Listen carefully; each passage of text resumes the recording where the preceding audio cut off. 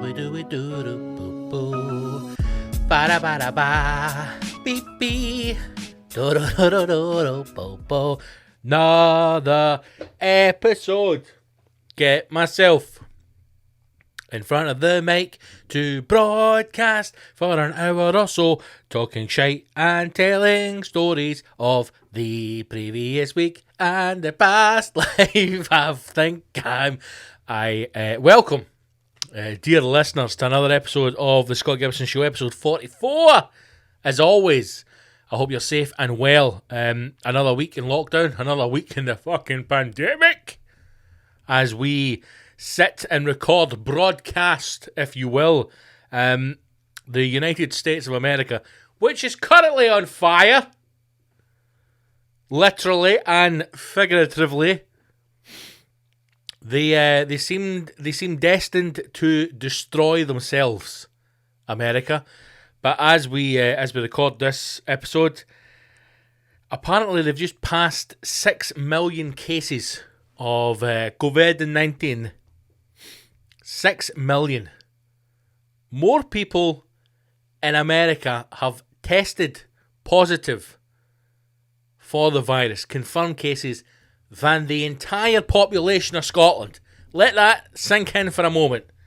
Now, I know we have international listeners. We have people listening in Australia. G'day. Germany. You know, I'll feed the Shane. Guten Tag. Up your bum. And the People's Republic of England. Englandshire. But let's just think about that for a minute. The vast majority of people listening to this podcast will live in Scotland. The vast majority of us are Scottish people. There are now more confirmed cases in America than the entire population of Scotland. It is fucking insane.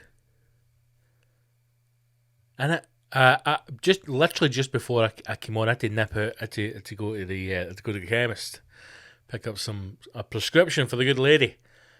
I also heard on the radio, just as I was coming home to record, that strangely in Sweden, a country which seems to have dealt with this in a unique way, in their own way,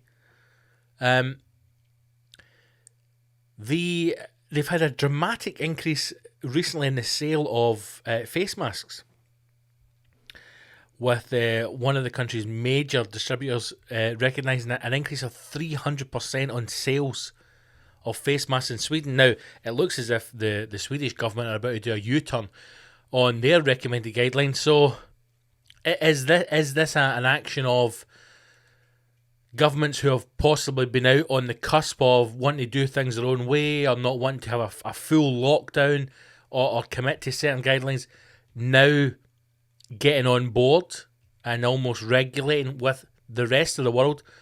Or are we about to see another spike in Sweden? You know, every single time I go to record, I say, don't fucking talk about COVID. But it's so hard when it still consumes everything. So, there you go. 6 million cases. And the bold Swedes are finally getting on board with the face masks. Maybe it's winter time over in Sweden. Who knows? Who knows? But as always, thank you for joining us. Thank you to everybody. We got a few housekeeping things out of the way. We are potentially back gigging. Well, no, potentially. We're back gigging again. Thank God. This is the longest I have been off a stage in the 10 years, almost 10 years that I've been going. And it's been horrible. It's been horrible to be away for this long. I think the most that I've ever spent away from a stage, not gigging, is 2 weeks, and that would have been when I went on holiday. And even that was a pretty tough 2 weeks to not be away from it.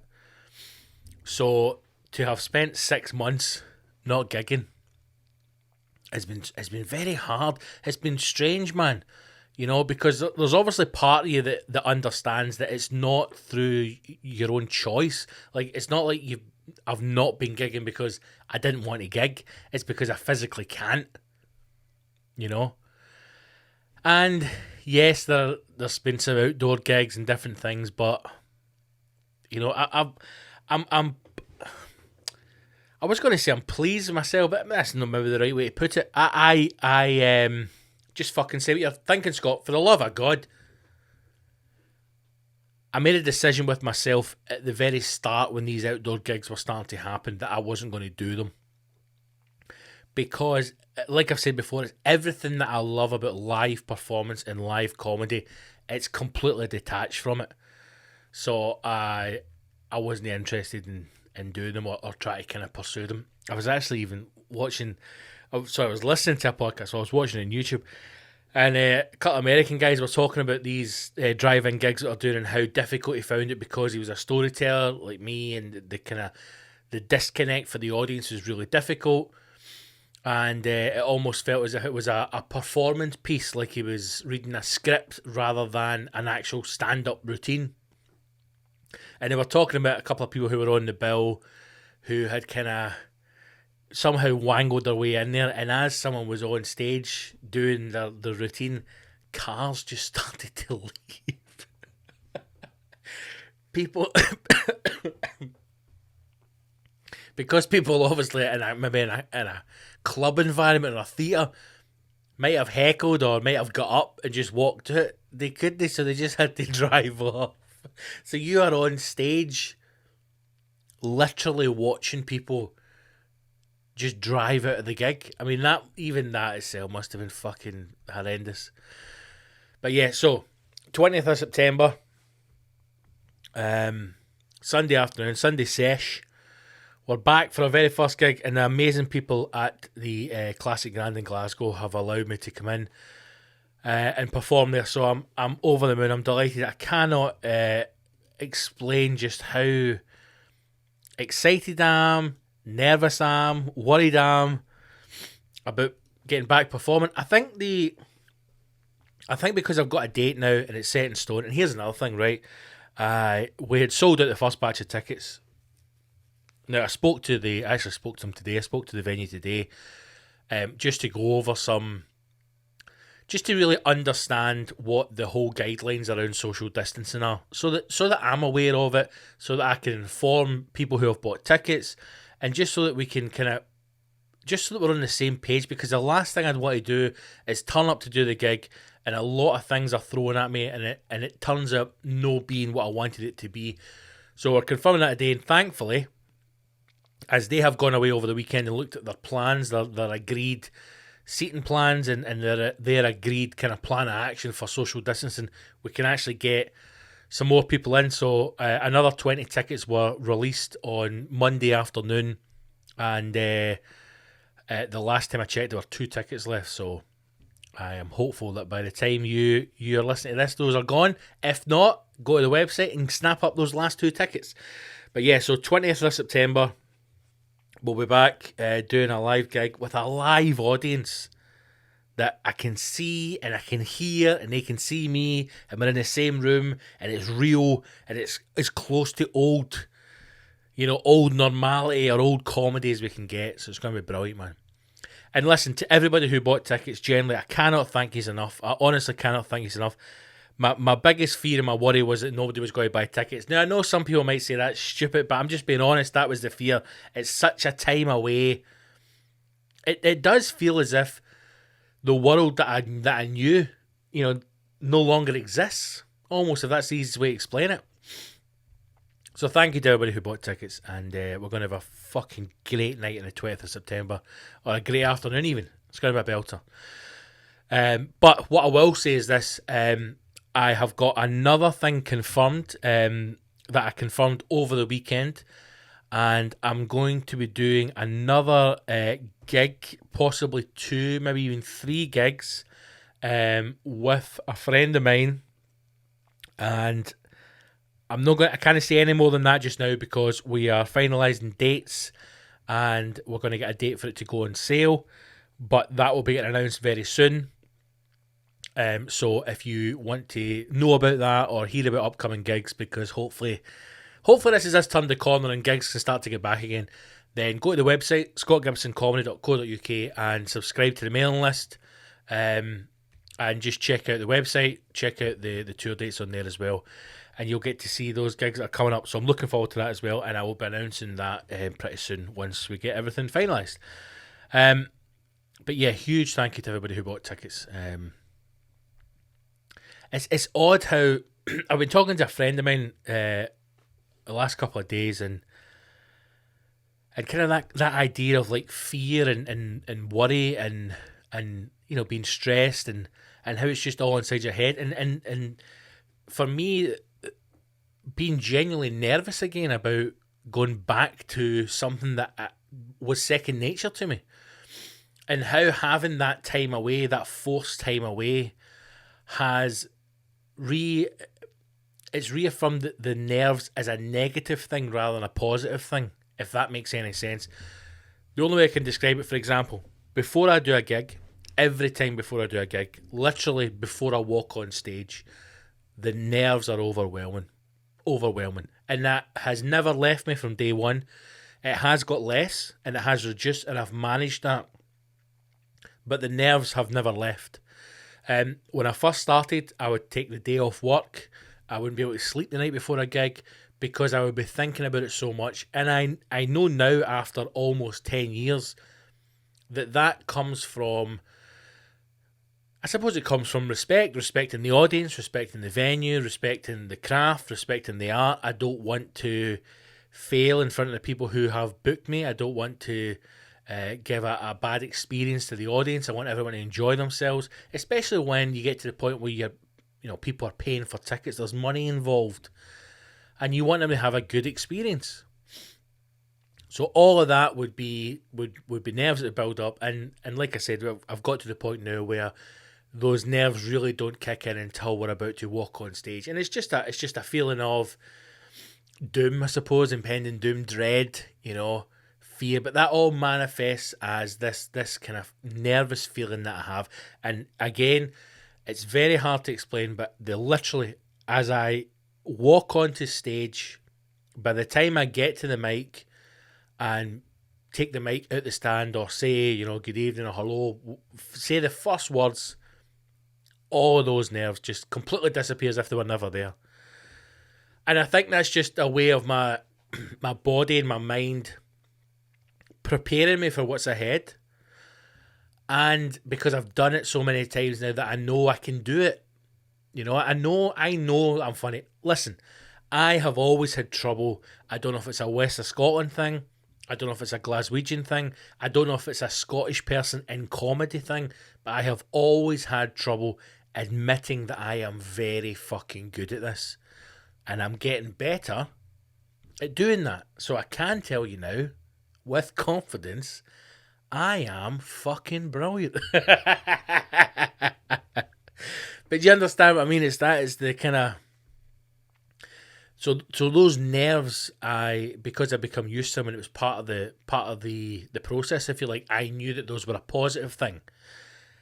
And it's very rare it's happened at all in the last couple of years, but if there was ever an occasion where I didn't have those nerves, it maybe didn't go as well, because maybe I wasn't in the right headspace, I didn't give it the respect it deserves, whatever it is. But those times have been very few and far between. So now, because it's been so long away, those nerves are back to being real nerves again, rather than that positive energy, if you like. So when the tickets went, and we sold out the first batch, I was over the moon. So genuinely, thank you to everyone who's bought them. And in case you're wondering, when you did go on to see the tickets in general sale and there was only like 30 odd left, the tickets went out to Patreons first, and that's the way we're going to do it from now on. So if there's any kind of gigs like this, Patreons will always get early bird tickets, or the chance to buy tickets before they go in general sale. So again, if you want to support the show and the podcast, and you want to get access to these kind of things, then join the Patreon, man. It's the best way to do it. The numbers are growing. We're getting a nice wee collection over there of fucking rascals. But we need to try and build those numbers as well. So do that. Again, go to the website, follow the links, or go to patreon.com/Big Scott Gibson. And that's probably the easiest way for you to sign up and get on the Patreon. Okay, a couple of things, excuse me, that I want to talk about. I watched a film last night that was absolutely spectacular. It's been a while since I watched a good film, and actually enjoyed it. And I think it's an old film, maybe a year or two old. It's called Dark Waters. In fact, it came out in 2019, so it's only a year old. Now, you may have seen this. Mark Ruffalo. It is the true story of DuPont, the American company, pharmaceutical company that basically poisoned the water supply of a small town in America. It ended up with them going to court, and I believe the final settlement was like $610 million for these different cases. Now, the film itself is a spectacular movie. It's a brilliant film, beautifully paced, gives you enough information without being completely overpowering, so you're able to follow the story. But the fact that you know it is a true story, and that nothing has been exaggerated for Hollywood or for the big screen, exaggerated in the sense of what these people did to the people of this town, it's terrifying. You know, it's terrifying. And in an odd way, it kind of highlights everything that's happening just now in America is probably a flare-up of another part of society within a country that literally gives not a fuck about the people who live there. They will literally try and kill you for profit. That's what has come from this film. I'll talk about, I'll give you some more details in a bit, but there's a bit that always stuck me when they talked about DuPont's, I think it was either weekly or monthly, it may have been monthly, but their profit, whether it was I think it was weekly, right? Their profit margin was $1 billion, say a month, right? That's what their profit was.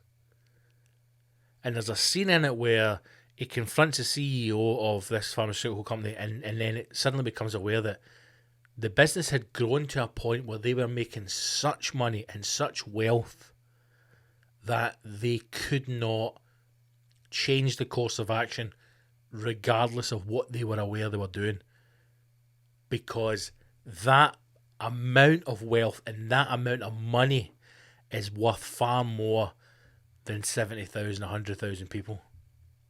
It's terrifying, man. Genuinely terrifying. Only one thing I'll say about the film. I don't know who casts movies. I don't know what the process of casting is. I don't know if a director has the power or the authority to say who they want in. I don't know if it's an agency thing. I don't know if there's big players in the business. I don't know how it works. Everybody in it is spectacular. Apart from Anne Hathaway, it's such an odd casting, because this is set around West Virginia, and the characters in it and the people in it are the exact description of normal people, right? Normal people. Like, that's exactly what they are. They're just normal people in every sense of the word. And then you have Anne Hathaway. Now, regardless of the money that is thrown in to the props department or the makeup department, there is nothing you can do to make Anne Hathaway look normal.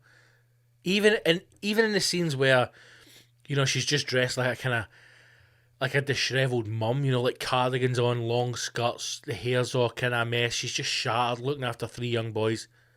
Whatever they did to her, she just looks like a Hollywood star, you know. So that it was such a, it just not that it, I mean, her performance is good and it doesn't detach too much from it, but you are conscious that it almost feels as if you're watching a group of amateur dramatic folk and then one Hollywood star. Not that their performance is amateur, because Mark Ruffalo in it is fucking unbelievable.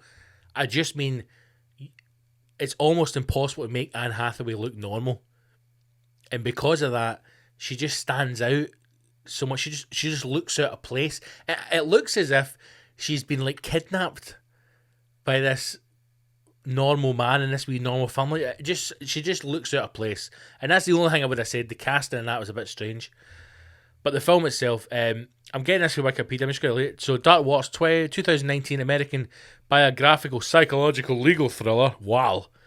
Blah blah blah blah blah. The stormy dramatisation of Robert Billow, who is Mark Ruffalo's character, is the lawyer. Billow's case against the chemical manufacturing corporation DuPont after they contaminated a town with unregulated chemicals. It starts Mark Ruffalo alongside Anne Hathaway and Tim Robbins. The story is based on the 2016 New York Times article, The Lawyer Who Became DuPont's Worst Nightmare. The story was first told in 2007. The story was first told in 2007. Sorry, the story was first told in the 2007 book, Stain Resistant, Non-Stick, Waterproof and Lethal: The Hidden Dangers of C8. A mid-Ohio Valley journalist. I can't read this, man. Right, this is bullshit. I'm reading the wrong thing. Here we go, right. Robert Billow, corporate defense lawyer from Cincinnati, Ohio, working for the law firm Taft. Farmer will... what am I reading here? I'm sorry, guys. I've totally fucking led you down the garden path here by reading completely the wrong stuff. Let's read this article. Dark Waters, starring Mark Ruffalo and Anne Hathaway, launches in Europe. February. It tells the toxic spill scandal that ultimately led to US chemical giant DuPont paying $671 million to settle more than 3,500 lawsuits in 2017. The company's plant in Parkersburg, West Virginia, has been contaminating local water supply with, let's try and say this one, perfluorocaptonic acid. Fuck me. Known as PFO8, also known as C-8, which is used to make products such as Teflon. The contamination has a probable link with 6 illnesses among the local population, including kidney and testicular cancer. DuPont had used C8 since the 1950s. It had known since the early 1980s that the chemical was toxic to humans, but only agreed in 2006 to phase out its use. Though the company continued to deny wrongdoing, it has become one of the classic cases in which business leaders pursued a strategy that could cause human harm long after the risks had come to their attention. It's an incredible movie, man. It really is. It talks about, basically, long story short, right? I know I'm going off in one here, and I apologise. This is getting a bit fucking rambly even for me. A chemical was invented, which became known as Teflon, and it was invented originally for the war as a coating to be used on the outside of tanks. And this was flame retardant. It was waterproof, and it was used on battle tanks in order that they could preserve them, last longer, and basically kind of avoid some kind of damage from initial flare-ups from like mines and things like that and blasts. The company who created that chemical component then used that to create Teflon. And as part of the film, you realise, I always thought Teflon was just coatings in pans. Apparently it was used in carpets at some point as well. A Teflon coating in carpets. It'd be used in some kind of garments as well. Some jackets had a Teflon coating in it. And from this chemical, you had a component called PFOA or C8. And this was being put into the water supply. And it was being put into the water supply through fluoride. And it was being put into landfills in this town as well. And from that, people became sick. Now, they had been doing tests in the Teflon factory on its workers. Women were giving birth to children with birth defects. A lot of people were dying of cancer. The business themselves even gave workers cigarettes laced with Teflon in order to do tests on them. The group of men who were given the cigarettes to smoke by the business to carry out these tests all died of cancer from smoking these cigarettes in a very propelled period of time as well. This was not like, all these men died over the course of 40 years. These men all died relatively close together in a very short period of time. And the film itself uncovers all the studies that they did in relation to increasing cancer numbers, what it can do damaging to your health. Fully aware of it, yet at this point they're making millions upon millions upon billions of dollars, so you push ahead anyway. And the story of the film starts and centres around a cattle farmer whose cattle basically die and become contaminated because of the chemicals in the landfill, and it follows it from there. But as the case goes on for 10, 11, 12 years, because like anything else, the courts, and I suppose any legal system in the world really favours the rich and it favours the wealthy. There are mechanisms in every legal proceeding and legal system that enable those with wealth and with power to prolong things. And the point, or one of the story arcs in it, is that DuPont, the pharmaceutical company, tries to prolong this to an extent where they're going to give up because they just can't financially afford to keep it going anymore. And obviously, as the story goes, it's, they win the case, and then they try and argue against it. It goes to court in these individual settings. The lawyer who raised it wins the first three, and then after that they settle for this figure of $670 million, which was insane at the time. The worrying thing though is after it, when the film wraps, and it gives you some information on the real people who featured in the film. It talks about their story. It also talks about the fact that this chemical, this PFOA, is present in almost every living organism on Earth. And when that came up at the end on the screen, I was shocked. It genuinely shocked me. Almost every living organism on Earth has traces of PFOA in their blood. And the next statement was, including 99% of all humans. Now, because I watch so much cooking stuff, right? I can vividly remember seeing a number of cooking programs and articles, and it was around upkeep, wear and tear, how to look after your utensils and how to look after your equipment and things like that, right? And the one that I'm thinking of was an American program, and it basically talks you through the basics for cooking in the kitchen. So sharpening a knife, maintaining kitchen equipment, what different chopping boards are used for, that kind of thing. And that was a program, right? And in one of it always talks about you never put metal on metal, right? That's one thing, and I've always remembered that. Never put metal on metal. And I can remember them saying you don't use metal in a non-stick pan because eventually you will corrode the pan and work the non-stick coating off of the pan. And then if that gets into your food, it can poison you. Now, that is taken as, you don't scrape a pan and you don't think about, you don't think about those chemicals going into your food. We've all done it, right? I mean, I've done it even a couple of weeks ago where I went to cook something in what was a non-stick frying pan. It starts to stick, and then when I clear it, I go, oh, this pan's done. And now it's making me think, well, why is it done? Is it done because I haven't maintained that properly? Or is it done because that chemical film that's on it, that Teflon film, that PFOA, which can cause cancer, which can cause birth defects, which can cause testicular cancer, which can cause all sorts of increased health conditions, is that now not sticking to that because that chemical has been absorbed into my food, into my body? Have I consumed that fucking chemical? Probably.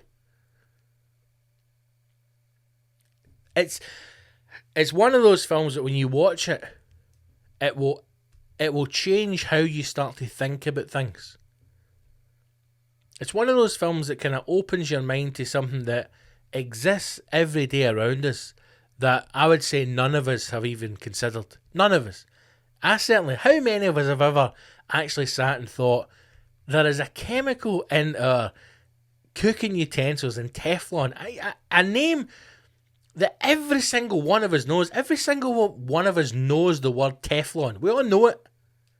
But yet we don't understand how damaging this is to us and how all of us have this chemical in our blood. An amazing film. If you're looking for something to watch it. It's on Amazon Prime. I don't know if it's on Netflix. I don't think it is, but you'll be able to get it somewhere. But Dark Waters, give it a watch, man. Honestly, it is absolutely brilliant. Right, here's a wee news story that I wanted to look at. This is, the headline simply reads, COVIDiots. Oh, see what they've done there. COVIDiots criticised on TUI quarantine flight. And this is exactly what is happening with the vast majority of these fucking ball bags that are still travelling abroad on holiday. Because if you have not learned that the main reason why things fuck up in life is because people are involved, human error, right?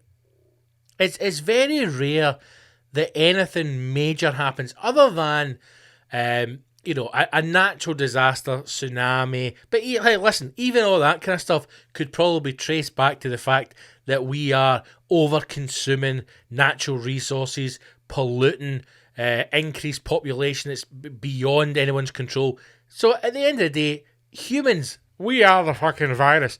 But regards to travel, I mean, I have mentioned this before. We came back from Amsterdam just as lockdown. I literally think we got in the front door and put the kettle on, and then the news was, nobody leave the house, it's fucking lockdown. And we were travelling back from Amsterdam to Edinburgh. And at the time thinking, I don't know what's going to happen. I don't know what's going to be waiting for us at the airport. This is when Brexit had happened as well. We're going, are we going to have to go to a non-EU bit? Are we going to be quarantined? Are we going to be sat in the hospital? Are we going to be sat in the airport for hours? Do you know what happened when we landed? Fuck all. Nothing. Walked fucking straight through. Didn't even have to go to a non-EU bit, travelling back for you. Nothing. We walked fucking straight through. They did a mask on, no hand gel, not a fucking thing. Straight through. And even now, when people are travelling between countries that are potentially getting shut down at midnight any day, it seems as if human error is still to play. The article, which is available on BBC News, bastards, reads as follows. A flight from Zante, which left nearly 200 people facing 2 weeks self-isolation, was a debacle and a free-for-all. Passengers say debacle's a fucking great word to have in a news article. One traveller said the TUI flight was full of COVIDiots. Now, I bet he was happy with himself when he got, I'm going to say COVIDiots. That's brilliant, isn't it? You fucking dick. The flight was full of COVIDiots and inept crew who couldn't care less. Another claimed there wasn't much policing of the rules. That's odd to think that staff and flight crew from a TUI flight weren't that prepared to deal with the situation. 16 passengers on flight, whatever the fuck it is, TOM 6215. Who gives a fuck about that? From the Greek island to Cardiff. Oh, it's the Welsh. It's the Welsh. I mean, again, not surprising. Not surprising. If I had gone Welsh, Geordies, Glaswegians, I'm expecting that.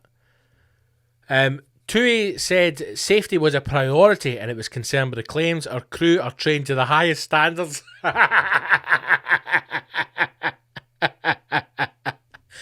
Saying that you are TUI flight crew or cabin crew and you're trained to the highest standards is just like being the top junkie that can always find a vein. That there's nothing to be proud of in that. I think you'll find that the TUI crew are trained to the highest standard. What is that standard? Because it's certainly not that of the fucking top end airlines, is it? Can you imagine somebody going for a job interview with Emirates, Etihad? One of the fucking fancy... Even if you go, I'm going down the private route, you go for some private chartered company that flies these celebrities in the wee jets. Can you tell us a little bit about your previous history? Well, I've worked 16 years with TUI. Get the fuck out of my office. Highly trained TUI staff. Our highly trained staff can rescue a jobby from 35,000 feet with just a plastic fork and a shoe. Oh my God. A full investigation is now underway as these concerns were reported during the flight or before today. There's a fucking idea, eh? A flight back from Zante to Cardiff and it's gone completely tits up where everybody basically having an orgy in the air and no giving a fuck about lockdown or COVID-19 and it's no being reported. There's a surprise. The 193 passengers and crew were on board the flight on the 25th of August are being asked to self-isolate for a fortnight. Good luck with that. Health officials said 7 people from 3 different parties are believed to have been potentially infectious on board the aircraft. Fuck a duck. Honest to God, man, right? See if you have someone who is knowingly infected, travelling on a flight, and it says here that they are from 3 different parties. 7 people from 3 different groups know that they're affected and still travelling back on a flight to get home. Get them in a fucking cage. Quarantine the cunts on a fucking boat in the middle of the Atlantic for 10 years. I mean, there's still no consequences to this. You know, there's nothing stopping you travelling to one of these countries where they're now telling you the travel bridge or the fucking inflatable dinghy or whatever the fuck it is isn't there anymore. There's nothing stopping you from going there, having your holiday, doing whatever it is you want to do, go to Zante, fucking take a picture with the blue roofs and the fucking sand and have a shite Greek kebab, whatever it is you want to do, right? Smash a plate, punch a local, fucking try and break a footballer's legs, whatever you want to do in Greece. And then come home, fully aware of the fact that you are top to bollocks, loaded with COVID-19, infect a full plane, go back in, don't self-isolate, and just continue to do what the fuck you want. Because you know what? Nothing's going to happen to you. Nothing's going to happen to you. You're not going to get fined. You're not going to get to jail. Nothing's going to happen to you. So what is the fucking point on this? There should be somebody waiting at the fucking airport, hazmated up, right? And as soon as they land, put the fear of God in the cunts. Blow the doors off the hinges. Turn the lights out. Start dragging fuckers by the ankle up against the wall. Gun in the mouth. Get on your fucking knees. Find the 7 people who are infected. Drag them off. You're not seeing them for quite some time. No explanation to the families, right? If anybody goes, hey, that's my fucking cousin. Bang. Butt of the gun right in the chops. Down he goes. Now you've established authority. Now the rest of them know. Anybody speaks at a ton, they're getting a fucking fat lip. Everybody else in the plane who wasn't aware these people were infected, just happened to be innocent bystanders, guess what? You're getting fucking 2 weeks in a Marriott locked down. Locked down. We're slipping food under the door, and it's not even good food. It's fucking astronaut food. Sashayed, right? Freeze-dried strawberries, we're keeping that. You're getting fucking chili con carne. There's a kettle there, and there's water. Fill that up. This is the DuPont. You're alright, mate. It's the valleys. And those 7 wee fucking outbreak monkeys, get them in a shed somewhere, hanging by their feet. There needs to start being... See, until we see the first arrest and imprisonment of someone who has knowingly broke quarantine or knowingly infected others. Until that happens, what's the fucking point? 7, how can 7 people fly back from another country knowing they're infected? Oh, I fucking hate people, man. Public Health Wales told BBC Radio Wales, fucking hell, getting the word out there, people returning from Zante in particular are picking up the infection and are coming to our attention. Oh, that's good to know. Greece and its islands remain in the UK government's list of quarantine-exempt countries, meaning travellers do not need to self-isolate on their return. But the Foreign and Commonwealth Office updated the travel advice for Zante on the 29th of August to reflect local coronavirus restrictions put in place on the island. So there's a local restriction in place on Zante, but they're still letting people fly in and out. Stephanie Whitfield said she and her husband had decided to self-isolate before they had even learned about the positive cases. Oh, good for you, Stephanie. The flight was a tobacco. The chap next to me had his mask around his neck. Brilliant. Oh. Not only did the airline not pull him up on it, they gave him a free drink when he said he knew a member of the crew. Wow. Loads of people were taking their masks off and wandering up and down the aisles to talk to others. As soon as the flight landed, a load of people took their masks off immediately. The flight was full of selfish COVID idiots and an inept crew who couldn't care less. Miss Whitfield told BBC Radio 4's Today programme, I mean, already I'm turning you against me. In fact, you're speaking to fucking Radio 4. She noticed a crew member asked one woman to put her mask on, but the vast majority of people weren't being spoken to. And there was a chap sat next to me who had his mask on his chin for the full flight, and the stewardess was talking to him. She didn't say anything about the mask.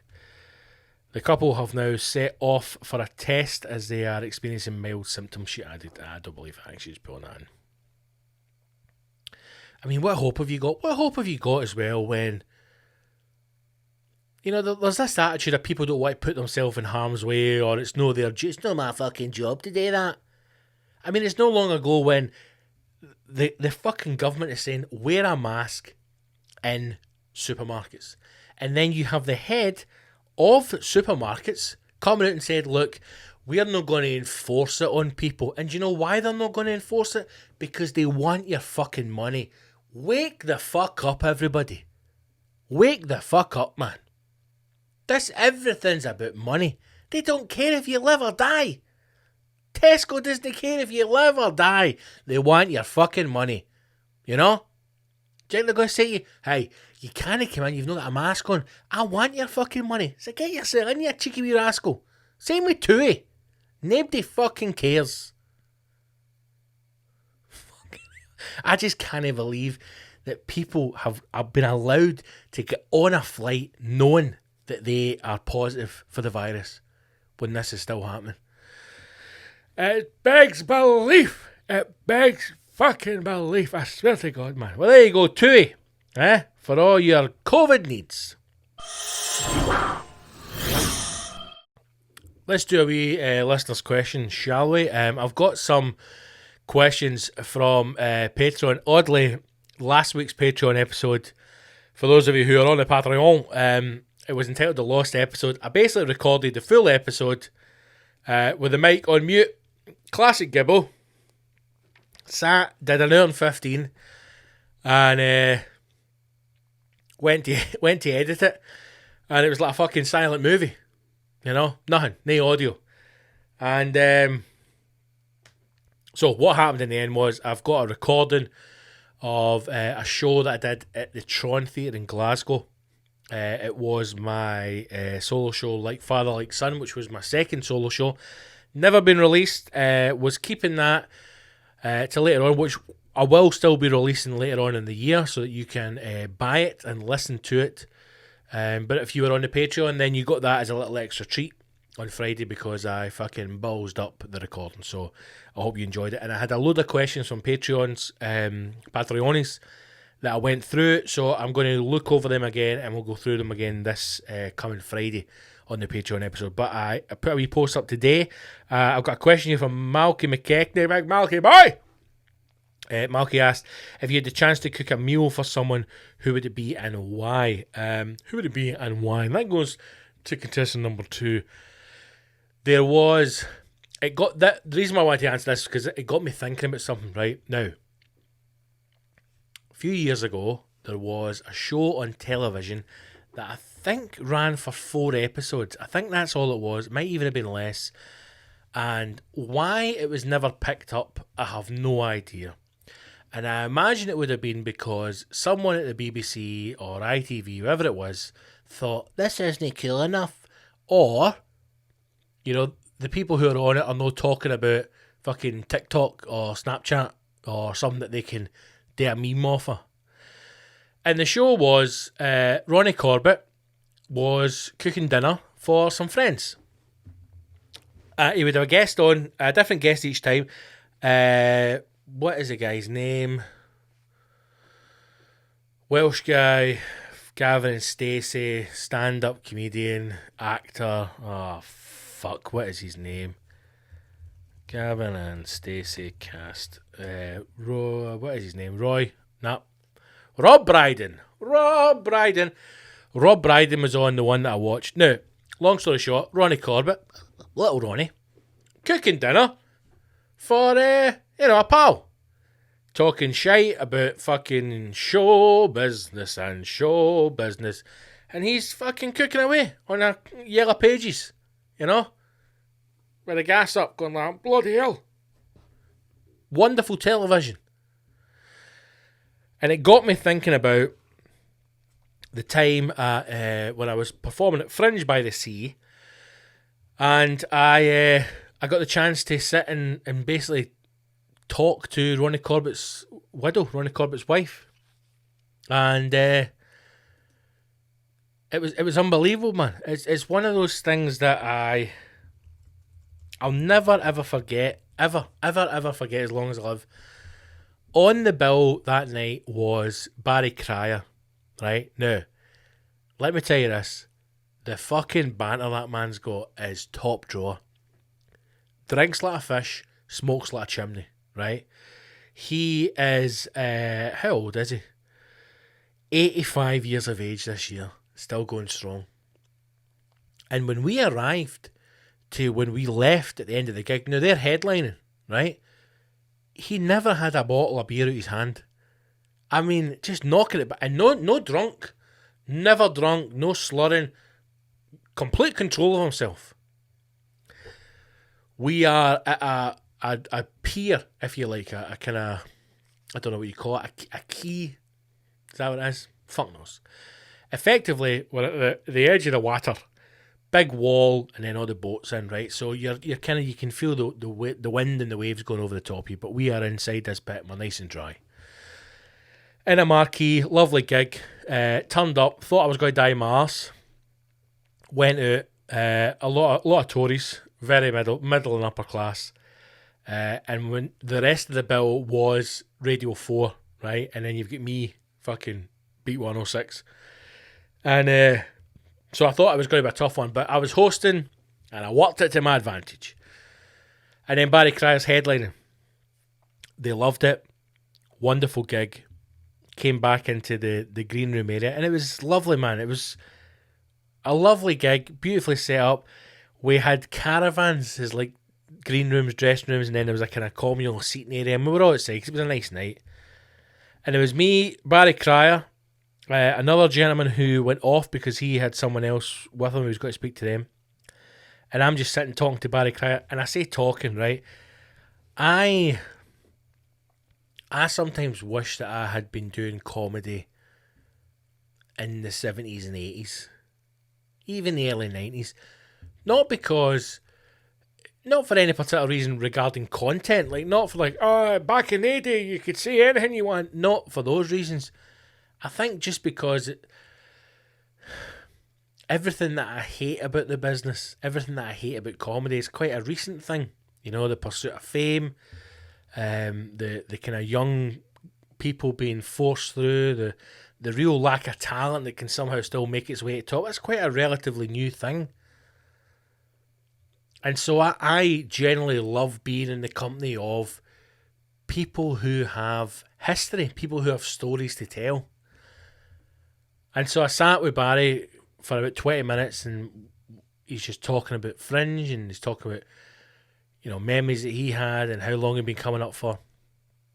And someone came over and said, Barry, Anne has, there's someone here who knows you, and her name's Anne. She's asked if she can come over. And he said, Anne? And then the guy said, it's Anne Corbett. And he went, oh my God, Anne. So the woman comes over, I got to introduce myself, nice woman, sits down. And obviously I realise it's Ronnie Corbett's wife, Ronnie Corbett's widow. And they two hadn't seen each other for a couple of years, and they're chatting away. And then you just naturally be involved in the conversation, and we were talking about stand-up, and I was telling them about what had been going on at the Fringe. And then I sat for what was almost an hour as the two of them told me stories about a young Ronnie Corbett and what life was like in London in those days and how they would all run about together and work together and telling stories of Ronnie getting changed in cupboards and things like that. And it was such a memorable night, and it was an incredible night, and it was beautiful to be in their company and watch them just remember and interact, and the joy that it brought her being able to tell these stories of her late husband, you know.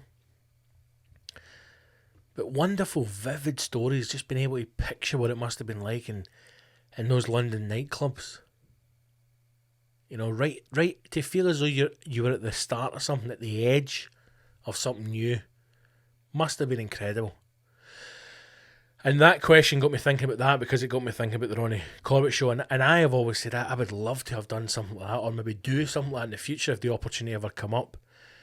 To almost do like a kind of cooking podcast kind of interview thing, where I would basically, you know, cook someone dinner and talk about their life, whether it be a meal that is memorable to them, you know, their favourite dish, or something that reminds them of childhood, or something that reminds them of a story. We would discuss that. But I think that would be a pretty interesting thing to do, and a pretty cool thing to do. Maybe one or two guests if they're you know, some kind of common thread or a tie, but even just to sit down with one person, take the time, you know, spend an hour to cook together and chat. I have such a love and passion for food, you know. I think there's something very disarming about that as well. And I think if you were to have someone sitting like on a couch talking to them, like, you know, standard kind of chat show, if you had someone with you cooking and kind of being involved, and there's something very disarming about that, just very calming, and I mean, it would help people open up. If I could do it just now with the people that I know, I would love to do it with Phil Kay. He's a fascinating man, an incredible comedian with an unbelievable past, unbelievable stories. I'd love to do it with Fred McCauley, again, similar, incredible comic. A man who I feel does not get the respect he deserves from the current crop of talent in Scotland. This is a guy who was the first Scottish resident MC in the Comedy on Store in London, has never been one since. You know, a man who was at the top, the front of everything that was happening. I'd love to sit down with Fred and do that. There's so many interesting characters that you could sit down and talk with, and I think it would be something really cool to do over food, over cooking. Something very personal about that. Who knows? Maybe I'll have the opportunity to do it in the future. Certainly something I'd love to do. What I would cook them, I don't know. I'd probably try and do something that's, I think if you asked them what like their favourite food was, or a food that has nostalgia, you know, memories for them, and try and make that again would be nice, because there's no way you would make it the same. So that would give you a nice wee starting off point for a conversation. You may even make it better, and then that would lead you down another conversation. So that would be something that I'd love to do that, man. But hey, you never know. If we build the Patreon up enough, if we get enough subscribers, how good position would that be? That we could build the show up to a point where we could hire a wee studio, get a kitchen, bring guests in. That's the dream, man. We'll get there one day. It's, you know, we'll build slowly. We've got a good core. We've got some great listeners, man. And you wonderful people. And if you would like to support the show, hey, what a segue.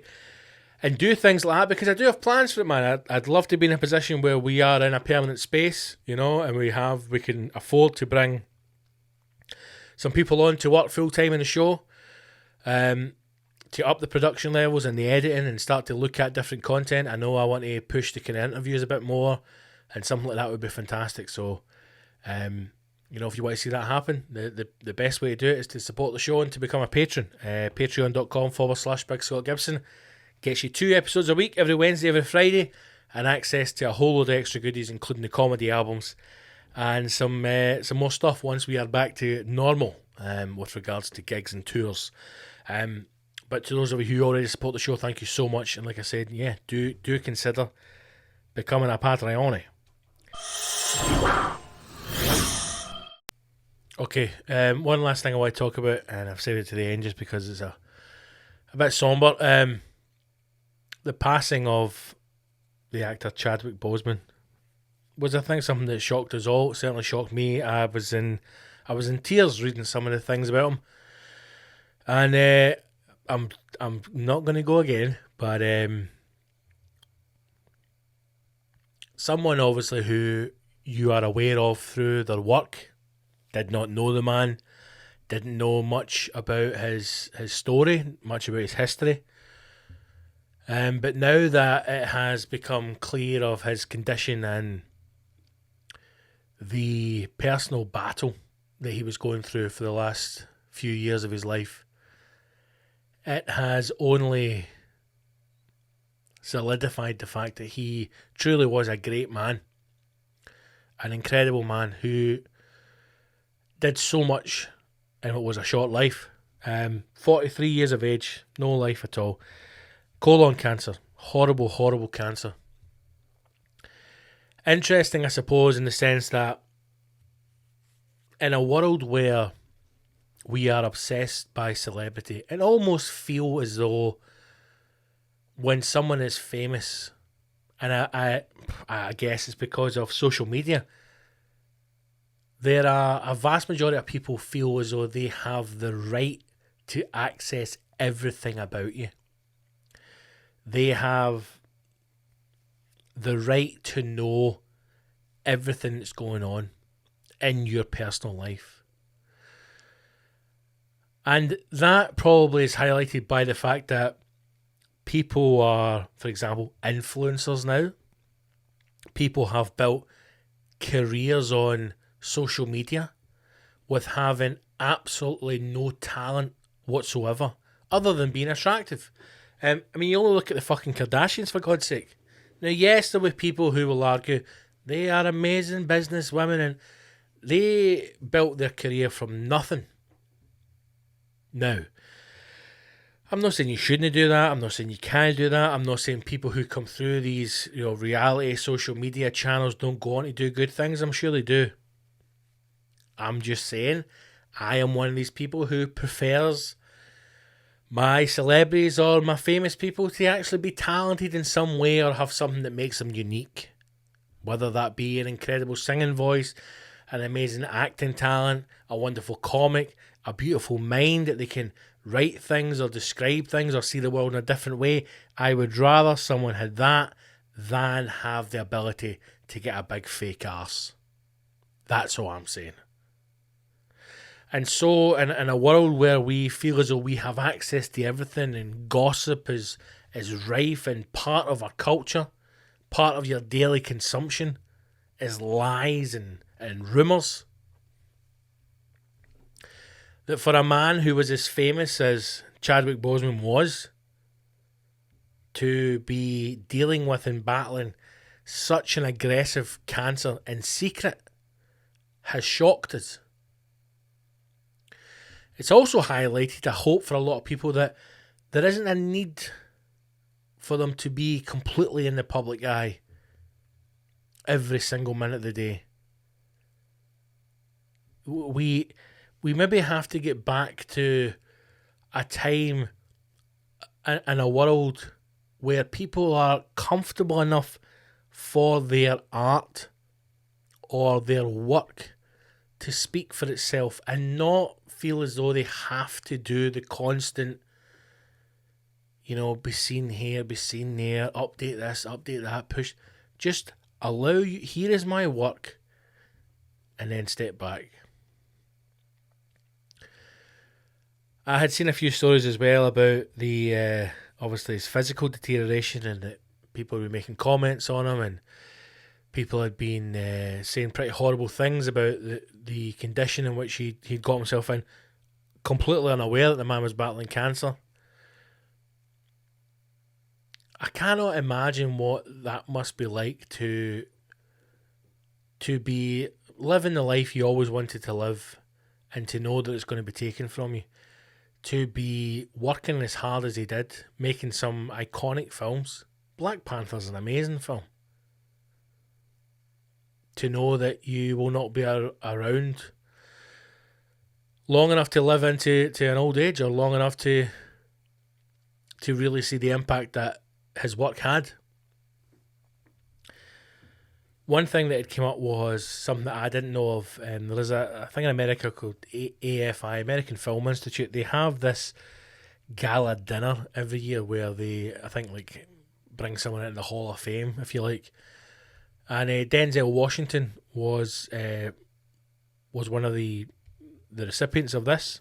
I believe in 2019, maybe in 2018. We'll probably read this in a wee second, actually, and we'll find out. But I wasn't even aware that Denzel Washington had actually paid college tuition for Chadwick Boseman. Now, not him, obviously, yes, him, but not single-handedly picked him out. It was part of a foundation or a group. But it was, watching that was quite a moving thing as well, to hear Chadwick's speech at Denzel Washington's dinner. I'll read this article for you, which is on a website called Page 6. And it says, Denzel Washington remembered Chadwick Boseman fondly more than 2 decades after he paid for the late actor's study abroad tuition at the British American Drama Academy. He was a gentle soul and a brilliant artist who will stay with us for eternity through his iconic performances over his short yet illustrious career. Washington, 65, said in a statement after Boseman's death was announced to the public on Friday, God bless Chadwick Boseman.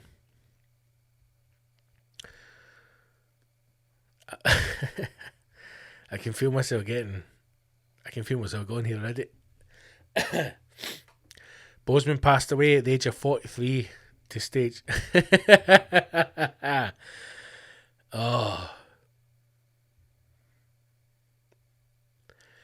It's incredibly sad, you know.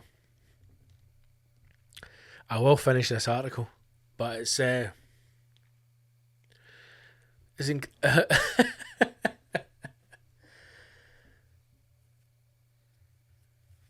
part of me now thinking, pause this, compose yourself, and carry on. But hey, this is real, man.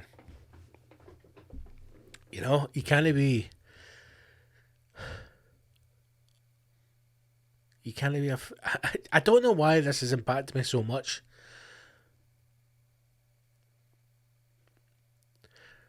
I think it's because everything that's happening in the world right now, more specifically, I suppose, America, and the feeling of complete hopelessness that a large group of people must have at this moment in time. A feeling of hopelessness that, you know, we will probably never experience, never be able to comprehend, never understand.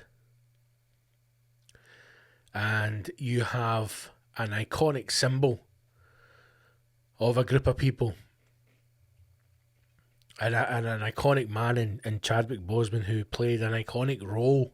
I mean, think about that for a second. The fact that so much was made about Black Panther, and you to think that that's the first time in history that black people have had a hero, a movie about them, a movie that they can be proud of. At the first time in history. It's disgusting. It's insane that it's taken this long. And having watched some of the continued brutal attacks, murders that have happened so recently, I think that with this man's passing, it's felt like another blow to a group of people who really cannot take much more. I'm sorry, guys. Right, let's finish this. As an undergraduate enrolled in Howard University, Boseman and 8 other students were accepted into the BADA's prestigious Oxford Midsummer programme.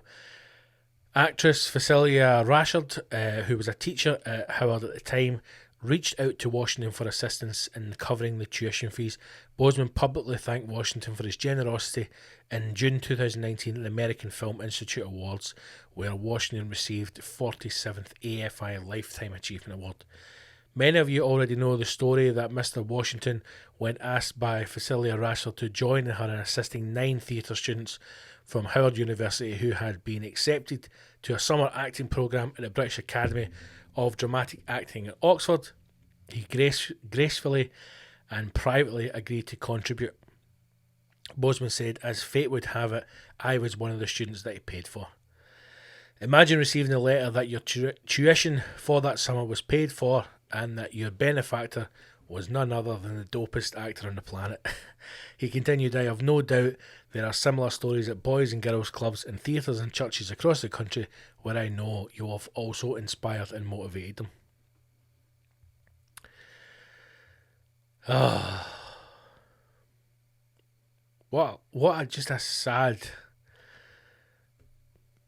Just a sad time, man. Anyway, something that I had no idea of, the fact that Denzel Washington had been responsible for funding the tuition for a young Chadwick Boseman to go and study in London. And I suppose it's like the passing of George Michael, when all those stories came out as well about the different things that he'd done, charitable stuff that he'd done. I imagine there is a lot that famous actors, a lot that communities do for each other that doesn't need to be in the press, doesn't need to be known. And I suppose the thing to take from this, or the thing that I will be taking from it, is when I do read about charitable donations or things that celebrities have done, I'm probably going to start to question, how that's made it to the news. And the likelihood is that their publicist has got it in there. Or when someone is, snapped outside of a restaurant. I mean, that is all done because it's been set up. And here you just have a man who has been unfortunate in that he's been dealt a bad hand and he's had this terrible disease. He's fought it for as long as he's could. He has passed. But he's done it in the most dignified way by continuing to work. And again, the thing to take from it is, it's also sad to think that if he had have came out and acknowledged his illness, you would probably argue that he may not have got some of the roles that he got. And that in itself is quite a worrying idea, and probably a conversation for another time. I knew as soon as I wrote down in that pad that I was going to talk about that, I knew I was going to get emotional. I don't know why this has hit me so much. It's been a tough couple of days, let me tell you that. Right, let's wrap this up, man. If you are listening to this and you actually get to watch that in the edit, then I've swallowed my pride and put out a video of me nearly in tears. Fucking hell. Team, thanks for listening, man. An odd episode. I don't really know what to make of this one, but we got there in the end. Thank you to all Patreonies. Thank you to everyone who subscribes and supports the show. If you'd like to support me and support the show further, please do become a Patreon. Head to patreon.com/Big Scott Gibson. Go to the website, look out for the tour dates. Like I said, at the time of this recording, we had 2 tickets left for the gig, the return gig on the 20th of September. I will have more information very soon of another gig that I am doing with a good friend of mine. Like I said, I can't really give you any more information than that until we get everything nailed down. Dot the I's, cross the T's. But go to the website, follow the social medias. That is the best place to hear about upcoming gigs. And hopefully the one in September is the start of the return to live performance. So I hope to see you there. And if I can't, listen to the podcast, share it, spread it, let's do it. Blah, blah, blah, blah. Look after yourself. Genuinely look after yourself, man. Stay safe. Wash your hands and your arsehole. And I will hopefully see you on a battlefield very soon. Onwards.